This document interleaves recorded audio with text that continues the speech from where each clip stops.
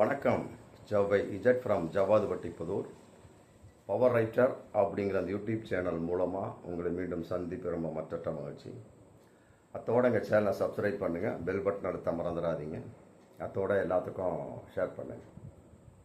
பொதுவாக நாடாளுமன்ற தேர்தலாகட்டும், சட்டமன்ற தேர்தலாகட்டும், தேர்தலுக்கு முன்னால் ஒரு கணிப்பு, தேர்தலுக்கு பின்னாடி ஒரு கணிப்பு, இருவிதமான ஒரு கணிப்புகள் ரொம்ப பரபரப்பாக இருக்கும். டிஜிட்டல் மீடியா, ப்ரெஸ் மீடியா, அப்புறம் சில பேர் கருத்து கணிப்புகளாக அவர்கள் விருப்பத்துக்கு கணித்து விடுவார்கள். இதன் அடிப்படையில் தேர்தலுக்கு முன்னால் பலவிதமான கருத்து கணிப்புகள் போனது. ஆட்சியை பிடிப்பது திமுக தான், அதில் எந்த ஒரு மாற்று கருத்தும் இல்லை. மற்றபடி அதிமுக 2ஆம் இடத்திற்கு வரலாம். மற்றபடி தாவேக, சீமான் கட்சி, நாம் தமிழர் கட்சியை பற்றி எந்த வகையிலும் சொல்ல முடியாது அப்படிங்கிற ஒரு பொத்தாம் பொதுத்தனமான ஒரு ரிசல்ட், ஒரு கணிப்பு போச்சு. அப்புறம் ஏப்ரல் 23 தேர்தல் வந்தாச்சு. தேர்தல் வந்ததுக்கு பின்னாடி தேர்தலை போட்டு வெளியே வரக்கூடிய மக்களை பேட்டி கண்டு உடனுக்குடனே அந்த கருத்து கணிப்பை ஒரு குறிப்பிட்ட நிறுவனங்கள் இருக்கிறாங்க, வெளியிடுவாங்க. அதன் அடிப்படையில் அதுக்கு பேர் எக்ஸிட் போல்னு பேர், தேர்தலுக்கு பிந்திய கணிப்பு.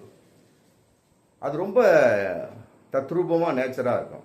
ஏன்னு கேட்டால் நம்மால் தேர்தலுக்கு முன்னால் ஒரு புத்தியில் இருப்பான், தேர்தல் அப்போ புத்தியில் இருப்பான். கரெக்டாக அந்த இதில் சின்னத்தில் கையை வச்சு பொத்தானில் அழுத்துறப்போ ஒரு புத்தி வரும். டக்குன்னு பார்ப்பான், சா இது வேணாம்ப்பா, இதுக்கு போட்டலாம் அப்படின்னு மேலே ஒரு சின்னத்தையோ கீழே ஒரு சின்னத்தையோ அமுத்தி விட்ருவான். அப்போ அவர் வெளியே வருவார். வெளியே வந்தவுடனே அவரை தேடி பிடிச்சு யாருக்கு ஓட்டு போட்டீங்க அப்படிங்கிறப்ப அது நேச்சராகவே இருக்கும். அதன் அடிப்படையில் எக்ஸிட் போல் அப்படிங்கிற தேர்தலுக்கு பிந்திய கணிப்பு இன்னைக்கு வெளியாகிருக்கு. 5 மாநில தேர்தல்: அசாம், தமிழ்நாடு, கேரளா, புதுச்சேரி, மேற்கு வங்காளம். இதில் தமிழ்நாடை பொறுத்த வரைக்கும் திமுக தன் ஆட்சி தக்க வைத்துக் கொள்கிறது அப்படிங்கிற ஒரு ரிசல்ட் வந்திருக்கு. ஒன்றும் உண்மை சம்பவம் வரல. அது மே 4ஆம் தேதி தான் தெரியும். அடுத்தது கேரளாவை பொறுத்த வரைக்கும் காங்கிரஸ் ஆட்சிக்கு வரக்கூடிய வாய்ப்பு அப்படிங்கிற மாதிரி ஒரு கருத்து கணிப்பு சொல்லப்பட்டிருக்கு. அப்புறம் புதுச்சேரியில் நார்மல், அதை தக்க வைத்துக் கொள்ளக்கூடிய ஒரு ஆட்சி. மற்றபடி மேற்கு வங்காளத்தில் அதிர்ச்சிகரமான ஒரு தகவல், பாஜக ஆட்சியை பிடிக்கும் அப்படின்னு ஒரு தகவல். அதுதான் ரொம்ப ஏற்றுக்கொள்ள முடியாத ஒரு விஷயம். அதே போல் அசாம் பழையபடி அதே பாஜகவே, அதுவும் ஏற்றுக்கொள்ள முடியாத விஷயம். மிக மோசமான ஒரு மாநில தலைவர்களில், பாஜக தலைவர்களில் சிறுபான்மை மக்களை எப்பொழுதும் அச்சுறுத்தி கொண்டே அவர்களை தன்னுடைய ஒரு பிடிக்குள் வைத்து கொண்டே இருக்கக்கூடிய மிக மோசமான கேவலமான ஒரு முதலமைச்சர் அப்படின்னா அது அசாம் முதலமைச்சர் தான். ஏகப்பட்ட அவர் மேலே ஒரு விமர்சனங்கள் அடுக்கிட்டே போகலாம். சிறுபான்மை மக்களுக்கு அச்சுறுத்தலாக அவருடைய ஒவ்வொரு பேச்சுக்களும் இன்றளவும். ஆனால் பாஜக அதை கண்டுகொள்ளவில்லை. காரணம் அவங்களுடைய ஆட்சி நடக்குது, அவ்வளோதான். இதை இயற்கைக்கு விட்டுற வேண்டியதான். அதன் அடிப்படையில் 5 மாநில முடிவுகள், தேர்தலுக்கு பிந்திய முடிவுகள் வந்தாச்சு. அது ரொம்ப இந்திய அளவுக்கு எதிர்பார்க்கக்கூடிய விஷயமா இன்னைக்கு இருந்துகிட்டு இருக்கு. பொதுவாக எல்லா மாநிலத்திலுமே நல்ல அற்புதமான ஒரு வாக்குப்பதிவு. எல்லாம் 85, 86, 87, 90, 92 அப்படின்னாலே உங்களுக்கு பெரும்பாலும் ஆளுங்கட்சி தான் வரும். பல தேர்தல் நம்ம பார்த்தாச்சு. எந்த தேர்தலில் வாக்குப்பதிவு அதிகமாக இருக்கிறதோ கட்டாயமாக அது ஆளுங்கட்சிக்கு சாதகமாக இருக்கும். அந்த வகையில் Tamil Nadu okay, Puducherry okay, Assam okay. ஆனால் கேரளாவும் மேற்கு வங்காளமும் இதற்கு நேர் மாறாக இருந்து கொண்டிருக்கு. அங்கேயும் அதிகப்படியான ஒரு போலிங் தான். அதுதான் ரொம்ப கூர்ந்து கவனிக்கப்பட வேண்டிய விஷயம். இருந்தாலும் கருத்து கணிப்பு விட்டுருக்கிறாங்க, அவ்வளோதான். நிஜம் என்பது மே 4ஆம் தேதி தெரியும். அதன் அடிப்படையில் பார்க்கின்ற பொழுது கூட தமிழகத்தை பொறுத்த வரைக்கும் மட்டும் நம்ம பார்க்குறப்ப பீப்புள்ஸ் பல்ஸ் அப்படிங்கிற ஒரு நிறுவனம் சொல்லியிருக்காங்க. அதாவது திமுக 125 to 145 இடங்களில் வெற்றி அடையும் அதிமுகவை பொறுத்த வரைக்கும் 65 to 80 இடங்களில் வெற்றி அடையும். தமிழக வெற்றி கழகம் என்னும் விஜயனுடைய கட்சி 18 to 24 இடங்களில் வெற்றி அடையும். அதான் ஒன்றும் புரியல. அதிமுக 65 to 80 அது ஆண்ட கட்சி, திமுக அதை ஆண்டு கொண்டிருக்கக்கூடிய கட்சி. ஆனால் தாவேகாவை பொறுத்த வரைக்கும் 18 to 24ங்கிறது வந்து சரியாக கணித்தார்களா அப்படிங்கிறது தெரியல. அது நிஜத்தில் பார்க்கக்கூடிய ஒரு சூழல் இருக்குது. அடுத்து வந்து அக்னி அப்படிங்கிற ஒரு நிறுவனம் நடத்திய ஒரு கருத்து கணிப்பு, திமுக வந்து 169 இடங்களில் வரும். அடுத்தது அதிமுக 64 இடங்களில் வரும். தாவேகா வந்து ஒரே ஒரு சீட்டு தான் வரும். இது ஏதோ கொஞ்சம் ஒப்புக்கொள்ளக்கூடிய அளவுக்கு இருக்கு. எதன் அடிப்படை அப்படின்னா எல்லாத்துலேயுமே திமுக 169 இஸ் கரெக்டு. அது ஏகதேசம் ஒரு எங்களுடைய கணிப்பின் வெளிப்பாடு பார்க்கக்கூடிய சமயத்தில் ஈக்குவலாக இருக்குது. அதிமுகவை பொறுத்த வரைக்கும் 64, அது டவுனாக தான் இருக்கும். ஏன்னா இந்த தடவை வந்து சிறுபான்மை மக்கள் குறிப்பாக இஸ்லாமியர்களும் கிறிஸ்துவர்களும் அதிமுகவுக்கு பெரும்பாலும் ஒரு 80% ஓட்டு போடவே இல்லை அப்படிங்கிற ஒரு தகவல். அவரெல்லாம் வந்து பெரும்பாலும் தாவேகாவுக்கு சென்று விட்டார்கள், சில சீமானுக்கு சென்றார்கள். ஆனால் அதிகமாக சென்றது தாவேகாவுக்கும் திமுகவுக்கும் தான் அப்படிங்கிறது மிகப்பெரிய ஒரு தகவல். அதன் அடிப்படையில் தாவேகா 1 மட்டும் சொல்லியிருக்கிறாங்க. இது ஏதோ வந்து சரியான ஒரு கணிப்பாக இருக்கலாம் அப்படிங்கிற ஒரு தகவலாக இருக்குது. அடுத்தது சாணக்கியா ஸ்ட்ராட்டக்ஸி அப்படிங்கிற ஒரு நிறுவனம், திமுக வந்து 145 to 160 வரும், அதிமுக 50 to 65, தாவேகா 13 to 18 இடங்களை கைப்பற்றும். மற்றவை வந்து 5 to 8. அந்த மற்றவை அப்படிங்கிறது சுயேச்சை, அதுலேயும் சீமான் அடக்கமாகின்றார், நாம் தமிழர் கட்சி. அடுத்தது வந்து மேட்ரிக்ஸ் அப்படிங்கிற ஒரு நிறுவனம், திமுக வந்து 122 to 132, அதிமுக 87 to 110, தாவேகா வந்து 10 to 12. ஆமாம், இவங்க வந்து கொஞ்சம் ஸ்ட்ராங்காக பண்ணக்கூடியவங்க. ஆனால் இவங்களே வந்து தாவேகா வந்து 10 to 12 அப்படி பண்ணியிருக்காங்க. அதையெல்லாம் கூட கொஞ்சம் பளிச்சுன்னு பண்ணக்கூடியவங்க ரிபப்ளிக் பி மார்க் அப்படிங்கிற ஒரு நிறுவனம். அவங்க வந்து திமுக வந்து 125 to 145 இடம் வரும் அப்படின்னு இருக்காங்க. அதிமுகவை பொறுத்தவரை 65 to 85, தாவேகாவை பொறுத்தவரை 16 to 26, எல்லாத்தையும் விட அதிகமாக வரும் அப்படின்னு கணிச்சிருக்கிறாங்க. மற்றவை 1 to 6 அப்படின்றாங்க. அதுக்குள்ளே தான் சீமானுடைய ஒரு கட்சி, மற்ற சுயேட்சை சோ. இதையெல்லாம் என்டிடிவி ஆக்சிஸ் மை இந்தியா அப்படிங்கிற அந்த நிறுவனம் வந்து ரொம்ப தெளிவாக பண்ணுவாங்க. அவங்க ரொம்ப ஒரே வார்த்தையில் சொல்லிட்டாங்க, திமுகவுக்கும் தாவேகாவுக்கும் கடும் போட்டி நிலவுகிறது அப்படிங்கிறப்ப அதிமுக பற்றி கவலைப்படவே இல்லை. ஆமாம், சீமான் கட்சி சுத்தமாக அவுட் அப்படிங்கிறது என்டிடிவி ஆக்சிஸ் மை இந்தியா. அதிமுகவும் ஓரங்கட்டுப்பட்டு விட்டது. அப்போ 2ஆம் இடத்துக்கு இவருடைய கணிப்பின் அடிப்படை 2ஆம் இடத்துக்கு தாவேகா வருது. ஃபஸ்ட்டு திமுக, அடுத்து தாவேகா. நம்ம கூட பல வீடியோக்களை சொல்லியிருப்போம், ஆரம்பத்தில் சொல்லியிருப்போம். ஆமாம், இந்த முதலமைச்சர் ஆசையெல்லாம் வேணாம், திமுகவோடு எத்தனை சீட்டு கிடைச்சாலும் பரவாயில்ல, தாவேகா கூட்டணி அமைத்து கொண்டால் கட்டாயமாக வந்து 50 சீட்டுக்கு மேலே கூட வரும். ஆனால் இருக்கக்கூடிய கூட்டணி கட்சிகளை ஒத்துக்கணும் இல்லையா? விசிகா இருக்கிறாங்க, 14 வருஷமாக இருக்காங்க, காங்கிரஸ் இருக்கிறாங்க. எடுத்த உடனே 50 சீட் தாவேகா நேற்று வந்து ஆளுக்கு கொடுத்தா அப்படின்னா அப்புறம் எல்லாம் செதஞ்சு ஓடி போயிடுவாங்க, பார்ப்பாங்க, எல்லாரும் சேர்ந்து அங்கே போயிடுவாங்க. அப்புறம் திமுக அம்போன்னு விட்டுருவாங்க. அதையும் நாங்கள் சொல்லியிருப்போம் பல வீடியோக்களை, எடுத்து வேணா பாருங்கள். அதன் அடிப்படையில் பார்க்கின்ற பொழுது இவங்க 2 கட்சி தான் சொல்கிறாங்க, திமுகவா தாவேகாவா தமிழகத்தில். அதிமுக அட்ரஸ் இல்லாமல் போய்விட்டது அப்படிங்கிற மாதிரி அவங்களுடைய ஒரு தகவல் பார்ப்போம். அப்புறம் ஜேவிசி அப்படிங்கிறது அவங்க திமுகவை விட்டுட்டாங்க, தாவேகாவை விட்டுட்டாங்க. அதிமுக அதிக இடங்களை பிடிக்கும். இந்த மாதிரி கூட சம்பவம் நடந்திருக்கு. ஒரு சம்பவத்தில் வந்து பார்க்கின்ற பொழுது யாருமே எதிர்பார்க்காத ஒரு விஷயம், கருணாநிதி ஐயா காட்சியில் டக்குன்னு ஜெயலலிதா மாதிரி தூக்கி நிறுத்தப்பட்டார். எல்லாரும் அசந்தே போயிட்டாங்க. அப்போ தான் அந்த அம்மாவை வந்து அம்மா அப்படிங்கிற ஒரு வார்த்தையின் அடிப்படையில் எல்லோருமே வந்து மரியாதை கொடுத்து, ஆமாம், காலில் விழுந்தார்களோட காலில் விழுந்தார்கள் சொல்கிறதுக்கு உண்மை கிடையாது. அந்த அளவுக்கு அவங்களுடைய கலாச்சாரத்தில் அது ஊன்றி போன விஷயமா அவங்க இறக்கும் வரைக்கும் அது இருந்தது, அம்மாங்கிற ஒரு விஷயம். அப்போ தான் அந்த வார்த்தையை வந்தது. அதன் அடிப்படையில் அதிமுக அதிக இடங்களை பெறும் சொல்லி ஜேபிசி சொல்கிறாங்க. அப்புறம் பீப்புள்ஸ் இன்சைட் அப்படிங்கிறது வந்து நார்மலாக திமுக 120 to 140, அதிமுக 60 to 70. மற்றபடி தாவேகாவை பற்றியோ சீமான் கட்சியை பற்றி பேசலை. மற்றபடி இதில் கூர்ந்து கவனிக்கப்பட வேண்டிய விஷயத்தை நம்ம பார்க்கலாம். அதாவது சில கணிப்புகள் வந்து 2ஆம் இடத்துக்கே தாவேக்கா வருது, பல கணிப்புகளில் தாவேக்கா வந்து 3ஆம் இடத்துக்கு வருது. ஆனால் அதிமுகவை பொறுத்த வரைக்கும் 2ஆம் இடத்துக்கு பல இடங்கள் வருது. ஆனால் சீமான் கட்சி எங்கே இருக்குன்னே தெரியல. அதான் வந்து ரொம்ப வேதனைக்குரிய விஷயம். எதிர்பார்ப்பில் வந்து மிக சாட்டை அடியான ஒரு விஷயமாக கருதக்கூடிய ஒரு சூழல். அவங்க பல இடத்துல சொல்லியிருப்போம், சீமான் ஒரு சீட்டு கூட வர முடியாது. காரணம் என்ன? ஒன்றும் கிடையாதுங்க.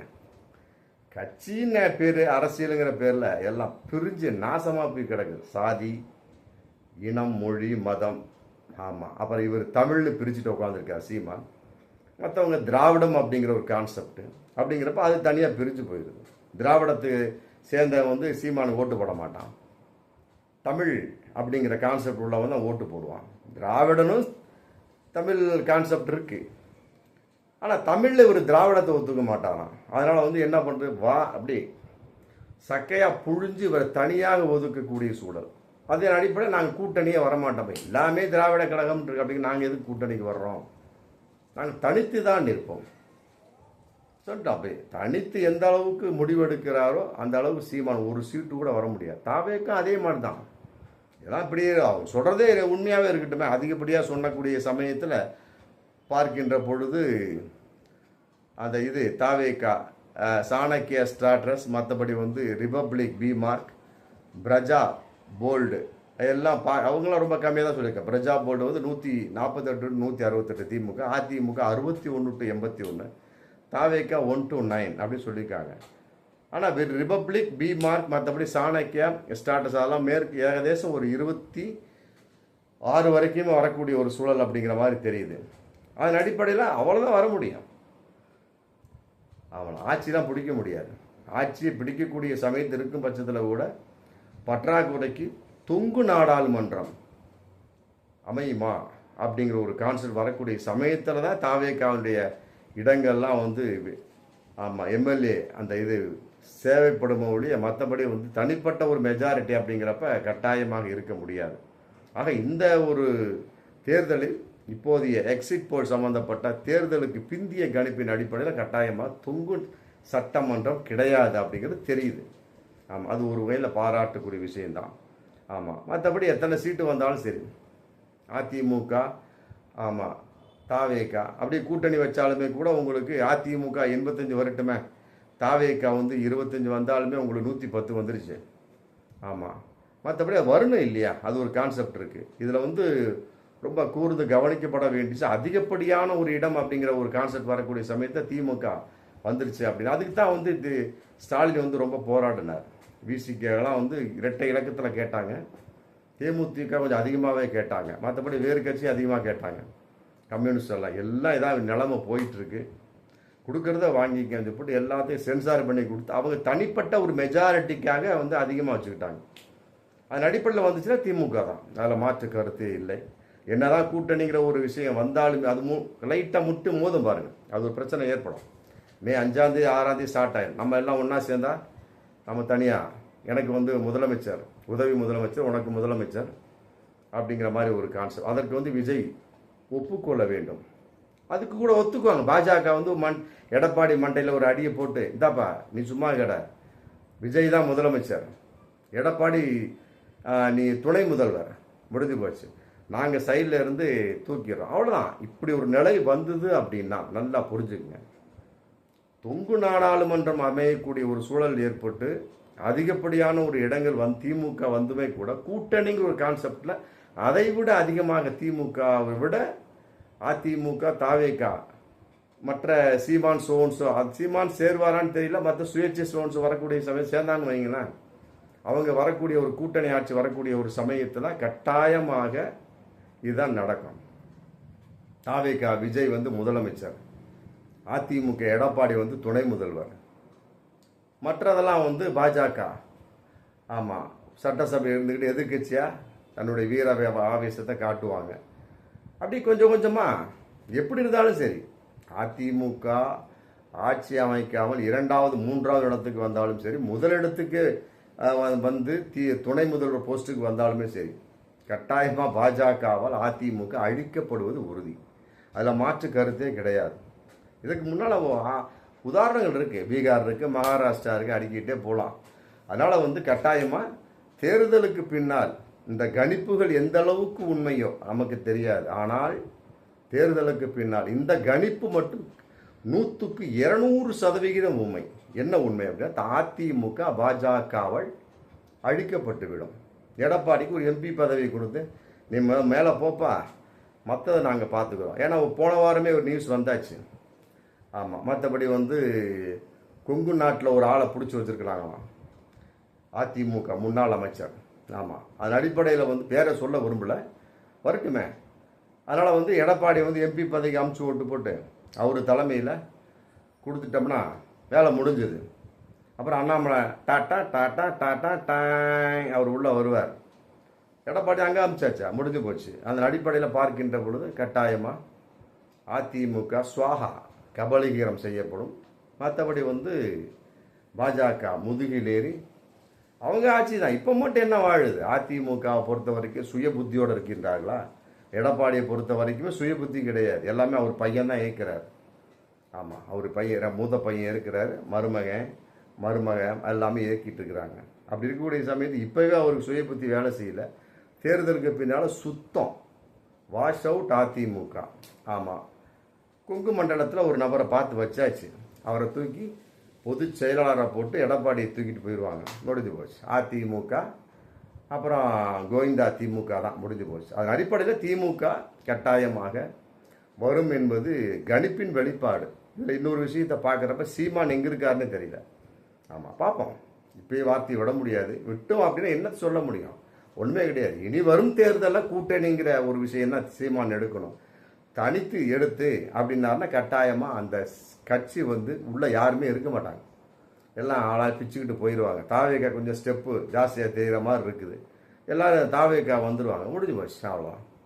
அப்போ சீமானுடைய நாம் தமிழர் கட்சி இவராக சொல்லிட்டு உட்கார வேண்டிதான். ஆமாம், நான் தமிழ் பண்பாடு தேசிய தமிழ் தேசியம் சொல்லிட்டு உட்கார வேண்டிதான். எல்லாருமே திராவிடங்கிற கான்செப்ட் வரக்கூடிய சமயத்தில் அப்படி தனிப்பட்டவன் நீங்களுடைய கொள்கையில் இருந்தாலுமே கூட கூட்டணிங்கிற ஒரு கான்செப்ட் வரக்கூடிய சமயத்தில் தான் சீமான் தூக்கி நிறுத்தப்படுவார். நாம் தமிழர் கட்சி அடையாளப்படுத்தப்படும். இல்லாவிட்டால் அரோஹரா கோவிந்தா கோவிந்தா. பார்ப்போம் மே 4ஆம் தேதி என்ன பொசிஷன் அப்படிங்கிறது. சொல்வதெல்லாம் உண்மையா, அத்தனையுமே பொய்யாக போகிறதா? ஒரு சொல்லியிருக்கார் பாருங்க, ஒரு குறிப்பிட்ட இது என்ன, அதிமுக தான் வரும், ஜேவிசி அதிமுக அதிக இடங்களை பிடிக்கும், அது உண்மையாக போதா? இல்லை என்டிடிவி ஆக்சிஸ் மை இந்தியா சொல்கிறத திமுகவுக்கும் தாவேகாவுக்கும் தான், அதிமுகவும் கிடையாது, எதுவுமே கிடையாது அப்படிங்கிற மாதிரி வரப்போ இது டிஃப்ரெண்ட்டான ஒரு கருத்து கணிப்பாக இருக்குது.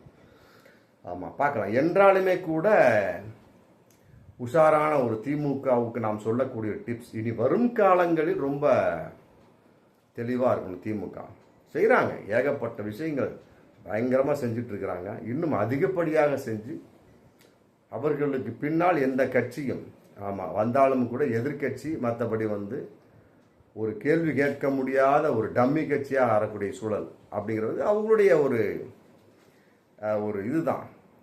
இன்னும் சொல்லப்போனால் ஏகப்பட்ட ஒரு செயல் திட்டங்களின் வடிவம் அதிகப்படியாக அவரே சொல்லிட்டார். நாங்கள் என்னென்ன செஞ்சுருக்கேன் அதை மீறி நான் செய்ய போகிறேன், எங்களுடைய சாதனை நானே தோற்கடிக்க போகிறேன் அப்படின்ட்டார். அப்படிங்கிறப்ப ஏகப்பட்ட திட்டம் வச்சுருக்கேன். என்றாலுமே கூட இன்னொரு விஷயத்தை நம்ம சொல்லக்கூடிய விஷயம், அந்த தமிழக வெற்றி கழகம் அப்படிங்கிற ஒரு கான்செப்டில் ஆமாம் எதன் அடிப்படையில் அவர்கள் ஓட்டு போட்டாங்க அப்படிங்கிறது தெரியல. ஆமாம், விஜய் என்னென்ன செய்தார் அப்படிங்கிறது எல்லா மக்களுக்கும் தெரியும்.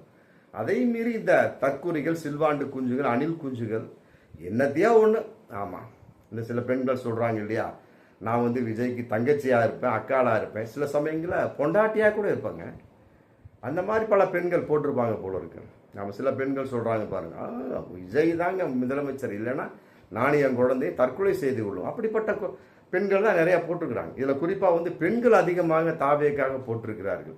ஆமாம், அவர்களெல்லாம் வந்து புதிய வாக்காளர்கள். மற்றபடி வந்து தற்குறித்தனமான ஒரு பெண்கள். ஆமாம், கொஞ்சம் கூட பொது அறிவில்லாத ஒரு பெண்கள், அரசியல் தெரியாத பல பெண்கள் அப்படி போட்டிருந்தாங்கன்னா தான் இந்த மாதிரி தாவேக்காவை பொறுத்த வரைக்கும் ரிபப்ளிக் பண்ணுற மாதிரி 16 to 26, 13 to 18 இதெல்லாம் வரும். இல்லைன்னா தாவேக்காவுக்கு அங்கே வேலையே கிடையாது. பார்ப்போம் மே 4. ஏன்னா என்ன தான் பேசினாலும் சரி, உண்மை அப்படிங்கிறது மே 4ஆம் தேதி ஒரு 12 மணி, ஒரு 4 மணி 3 மணிக்குள்ளே எல்லாம் ஃபினிஷ் முடிஞ்சு போயிடும். கம்ப்ளீட் அப்படிங்கிறப்ப அதுக்கு உண்டான ஏற்பாடு தெல்ல தெளிவாக பளிச்சுன்னு தெரியும்.